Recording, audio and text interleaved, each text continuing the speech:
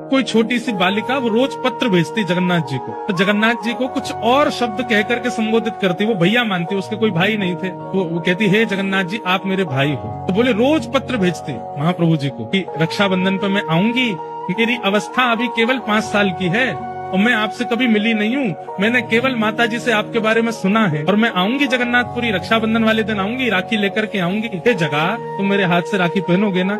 ऐसे बोले महाराज जी। वो रोज पत्र भेजती थी और हर पत्र में दिन लिखती थी। अब रक्षाबंधन में इतने दिन और रह गए, इतने दिन और रह गए, इतने दिन और रह गए। बोले मैंने वो पत्र पढ़े और पत्र पढ़ करके उनको पत्र वापस भेजा उसके निवास पे कि मैं मंदिर का ही एक अधिकारी पत्र लिख रहा हूँ, मैंने तुम्हारे सारे पत्र पढ़े और सब जगन्नाथ जी को अर्पित किए। रक्षाबंधन वाले दिन तुम आ जाना और मेरा दफ्तर यहाँ है, मेरे दफ्तर पे आके अपना नाम बता देना, फिर मैं तुम्हारा हाथ पकड़ के लेके जाऊंगा और महाप्रभु जगन्नाथ जी को राखी पहनवाऊंगा। बोले महाराज जी मैंने उसको पत्र लिख दिया। रक्षाबंधन वाले दिन मेरे को भी प्रतीक्षा थी कि वो एक छोटी लाली, उसके इतने पत्र आ चुके हैं, वो आएगी, उसको लेके मंदिर जाना है। तो बोले एक हमारा समय रहता है, हमको व्यवस्था देखने के लिए मंदिर में जाना पड़ता है।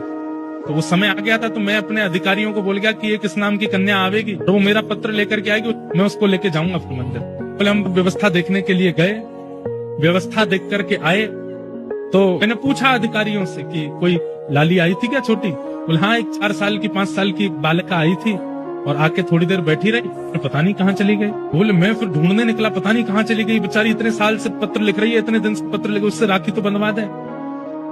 तो मैं जैसे ही दफ्तर से बाहर निकला वो आ रही थी, तो मैंने उससे कहा तुम वही लाली हो जो पत्र लिखती थी? उसका नाम पूछा तो बोले हाँ मैं वही हूँ। तुम क्यों नहीं रुकी? चलो मैं तुम्हें मंदिर ले चलूं, राखी पहनवा दूं। बोले मैं तो राखी पहनाया ही जगन्नाथ जी को, तुम कैसे पहना के आ गए? बोले आप यहाँ थे नहीं, मैं आई तो मुझे किसी ने कहा कि आप तो अभी गए, थोड़ी देर बैठो। और पता नहीं कहाँ से एक भैया आए बाहर से और मेरा हाथ पकड़ के, गोरे चिट्टे भैया, बिल्कुल इतने गोरे। तो एडमिनिस्ट्रेशन वाले बोले मुझे लगा कि भाई हमारे उड़ीसा में सांवले होते हैं थोड़े, गोरा कौन आया?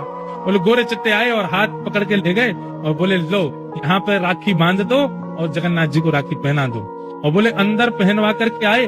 महाराज जी आश्चर्य की बात ये थी कि मेरे मंदिर से निकलते और मेरे लौटने तक इतनी देर कपाट बंद थे, महाप्रभु जी के, जगन्नाथ जी के दर्शन हो ही नहीं रहे थे। फिर वो राखी कैसे पहना के आई भीतर? मैंने उससे पूछा तुमने राखी पहनाई, जगन्नाथ जी को देखा? बोले हाँ। मैंने कहा मुझे दिखाओ कहाँ बांध के आई हो? तो बोले भीतर लेके गई और द्वार के पास ही एक स्थान पर जहाँ पे बंद बनाया जाता, भीतर लोग ना जाएं, वहाँ राखी पहना करके आई। कपाट बंद थे, वो भीतर कैसे गई? बोले गोरे गोरे भैया लेके गए।